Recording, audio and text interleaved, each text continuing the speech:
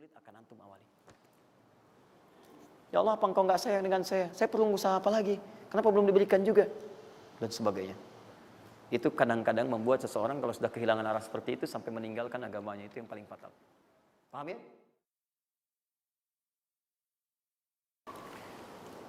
Quran surah ke-14 ayat 7. Nah, tadi Quran surah ke-9 ayat 100 berapa tadi? 3. Quran surah 9 ayat berapa tadi? 60. Yang bonusnya jangan lupa masih di dalam kotak. Quran surah kedua ayat 261 sampai pinter. Ya, alhamdulillah. Kotak wajib dihafal.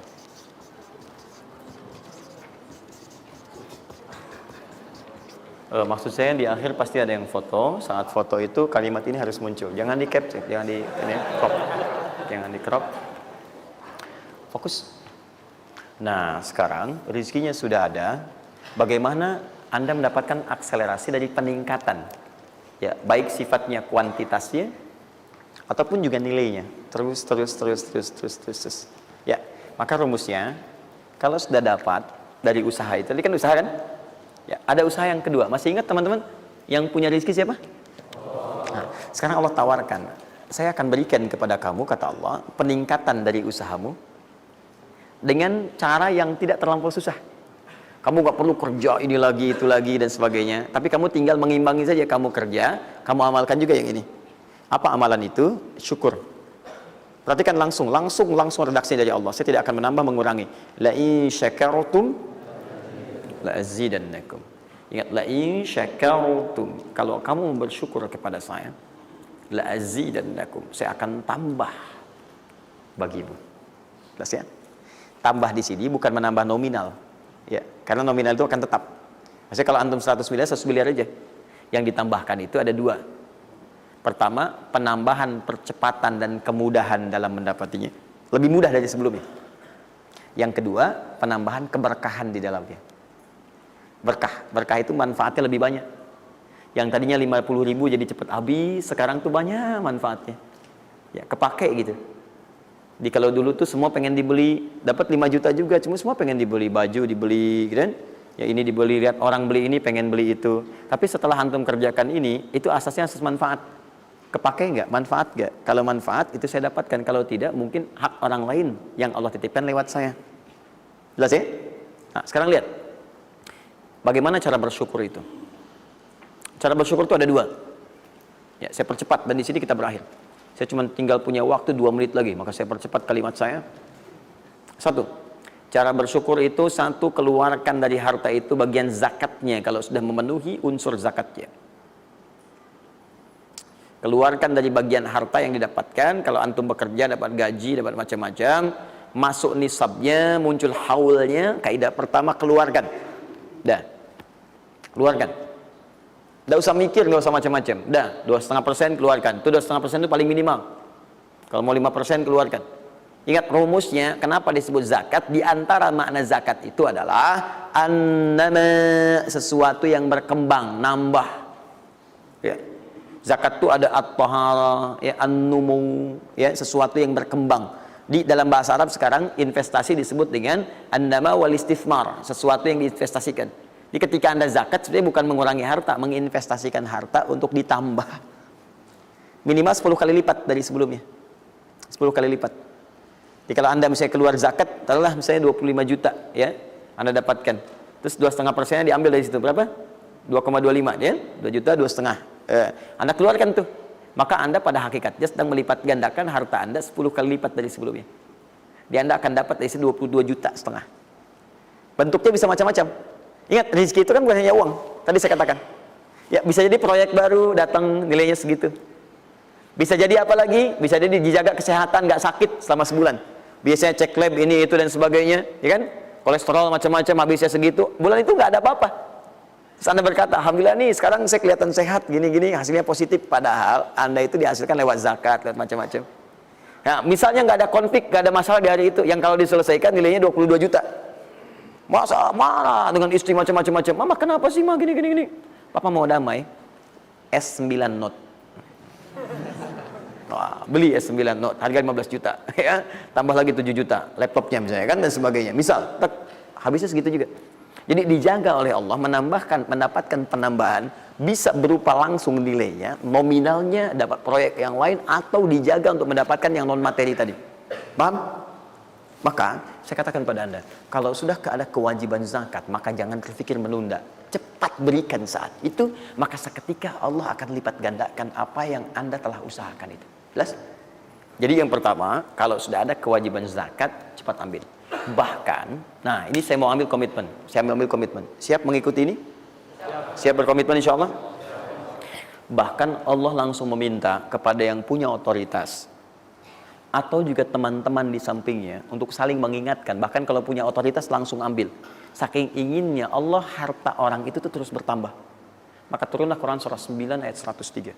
Khudh min amwalihim sadaqah tutahhiruhum wa tuzakkihim biha. Muhammad, kalau dia lupa atau yang lain, ambil aja deh. Ambil aja. Ambil dari harta dia itu kalau sudah mencapai nasabnya. Nisabnya sudah ada, haulnya sudah sampai, ambil. Apa tujuannya? Sedekah. Perhatikan, zakat disebut dengan sedekah. Sedangkan sedekah tidak disebutkan dalam rumus bahasa kecuali kullu ma'rufin sedekah. Semua yang baik-baik disebut dengan sedekah. Kata Allah, saya ambil itu bukan ingin mengurangi kamu, tapi ingin membuat kebaikan untukmu. Apa kebaikannya ya Allah? Wa tuzakkihim. Tuzakki dari kata zakah yang punya arti dua tadi, menyucikan jiwa, plus yang kedua menambah apa yang telah kamu dapatkan itu. Jadi kamu tuh jangan nanti kotor hati kamu karena terlampau banyak ini, fokusnya ke situ banyak tapi kamu nggak pakai. Maka saya biarkan kamu dengan mengeluarkan zakat itu supaya bersih hatimu, punya nilai berbagi dan tidak terlalu bergantung kepada harta dunia yang kamu akan tinggalkan kelak. Dan yang paling dahsyat, kalau kamu kerjakan, saya tambah kemudian kualitasnya, saya tambah keberkahannya, bahkan saya permudah untuk mendapatkannya. Lihat sampai sini. Bonus yang ini, nah, peningkatannya lebih dari yang pertama, 700 kali lipat. Ini minimal 700 kali lipat. Apa itu secara singkat? Infak.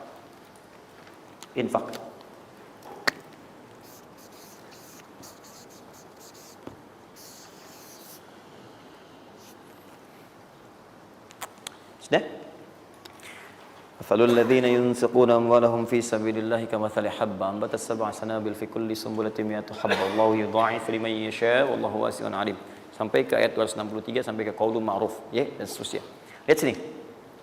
Allah tawarkan satu amalan yang dengan ini bisa melipat gandakan sampai 700 kali. Ya, ada yang sifatnya pahala, ada yang lain-lain dan sebagainya. Ya, sederhana. Kalau Anda mau infak, mathalul ladzina yunfiquna amwalahum fi sabilillah. Baik, kalau Anda mau infak, yang infak itu bukan infak biasa, tapi infak digunakan untuk fi sabilillah. Fi sabilillah. Ini bukan zakat ya. Kalau zakat jelas sifatnya kewajiban. Zakat itu nggak bisa nawar, harus keluar. Tapi infak tidak. Infak itu dibagi dua, ada yang wajib, ada yang sunnah. Infak di sini bicara yang sunnah. Ya, infak wajib itu infak dari suami kepada istri dan keluarga. Infak, ya, itu infak. Singkatannya nafkah. Nafkah itu infak. Dari mana dalilnya Ustaz? Quran surah keempat ayat 34. Ar-rijalu qawwamuna 'alan nisa bima faddalallahu ba'dahum 'ala ba'din wa bima anfaqu min amwalihim. Ya, suami punya kelebihan dibanding perempuan, diberikan kekuatan oleh Allah untuk berusaha mencari nafkah. Nafkah itu bahasa Qur'annya infak. Di antum itu memberi infak pada keluarga wajib. Wajib. Ya, enggak apa-apa ibu berdoa minta yang banyak, Bu. Minta. Suami dimudahkan, itu janji Allah kok. Jangan minta sedikit, Bu, minta yang banyak. Minta yang banyak. Karena antum, teman-teman, mencari 1 juta. Tapi ibu menjadikan 1 juta itu cukup untuk sebulan. Itu nggak mudah. Ya, maka berpartner di situ. Ya, suami keluar atau ibu yang berbisnis sekarang dan sebagainya bermohon kepada Allah minta kebaikan. Ya, tapi spesial untuk kepala keluarga, ketika dia mencari nafkah itu Allah berikan nafkah untuk satu keluarganya. Ya, kalau ibu yang punya hobi bisnis dan bukan pencari nafkah, itu yang diberikan cuma rezeki ibu aja di situ. Ya, sepanjang dia bukan pencari nafkah. Tapi kalau pencari nafkah, itu semua rezeki keluarga diberikan di situ. Nah, saya tuliskan dulu supaya fokus ya. Infak.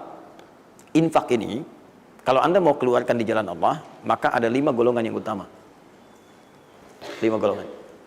5 golongan itu, ini masuk ke dalam kotak tadi yang wajib dihafalkan. Tambahannya. Quran surah kedua, ayat 215. Cepat, waktu saya tinggal 5 menit.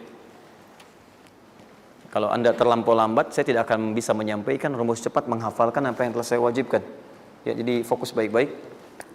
5 golongan ini Anda nanti lihat Quran surah kedua ayat 215. Yas'alunaka madza yunfiqun qul ma anfaqtum min khair. Kalau punya mau infak, ya, rumus pertama Anda mesti keluarkan yang terbaik. Ya, yang terbaik, ingat, yang terbaik. Kalau uang sifatnya cari, jangan yang sudah kucel, nggak enak dilihat dan sebagainya. Cari yang paling bagus, yang ini itu yang diberikan. Ya, kalau makanan seimbang. Kalau Anda beli sama-sama hangat, jangan yang satu udah dingin, satu ini berikan pada orang, tidak. Kalau pakaian masih layak, bagus, ini berikan. Lihat baik-baik, pada siapa itu disampaikan 5 golongan. 1 lil walidain, orang tua. Orang tua itu cepat sekali. Anda nggak usah tunggu orang tua nelpon Anda. Karena sifat orang tua nggak akan minta. Cuman kadang nanya kabar, apa kabar, gitu kan? Nah, cuma Anda harus paham kondisi seperti itu. Sama seperti Anda, mama tahu makannya nak ya. Lapar ya, waktu kecil kan begitu. Anda pun mesti bisa baca sinyal orang tua. Kalau udah telepon, nanya kabar tuh, nggak usah ditunggu. Begitu Anda ada kelebihan, langsung berikan. Paham ya? Bahkan jadi wasilah nanti lain waktu kalau sudah waktu luas saya berikan gambaran. Bahkan saat susah pun, saat macam-macam pun, itu ada rumus nanti berikan infak pada orang tua. Maka ketika orang tua mengatakan, ya Allah berkahi anak saya, mudah ya, itu langsung mengguncang arsy. Nanti saya tunjukkan hadis-hadis sahih dalam kajian spesifik nanti ketika kita masuk ke dalam babnya. Di riwayat Al-Bukhari dalam kitabnya Al-Adabul Mufrad. Bagaimana perannya orang tua begitu penting bagi keberkahan dan pencarian usaha kita. Ya. Kemudian wal aqrabin, kerabat terdekat. Kerabat terdekat itu sifatnya ada 2. Bisa kekeluargaan. Ya, keluargaan, anak paman, bibi, ya ponakan macam-macam dan sebagainya. Ya, kemudian bisa juga tetangga kita nih yang samping-samping. Akrobin, yang paling dekat dengan kita. Mereka itu sangat menentukan. Kalau antum nggak perhatikan, berbahaya juga bagi kehidupan antum. Antum sukses di kantor, tapi nggak perhatian sama tetangga. Begitu ada maling macam-macam, malah didorong tuh sama tetangga. Biarin aja, habisin. Bukan, memang nggak pernah perhatian sama kita, biarin aja gitu kan. Nah itu kan yang repot ya. Wal yatama, anak yatim 3. Yatim itu cepat sekali. Tapi jangan berlebihan. Ya nanti terakhir saya tutup lah. Yatim wal masakin, orang miskin. Wabnis sabil, orang yang kesulitan di jalan. Ya, orang yang kesulitan di jalan. Anak siapapun dia, sepanjang dia sedang kesulitan, sifat orang kesulitan itu kalau dibantu, maka suara dia itu akan langsung memberikan jawaban kepada Anda. Jelas ya? Baik, tahan sini, tahan. Fokus teman-teman. Termasuk Ibnu Sabil di situ nanti, itu ada yang diartikan dengan orang-orang yang semacam belajar.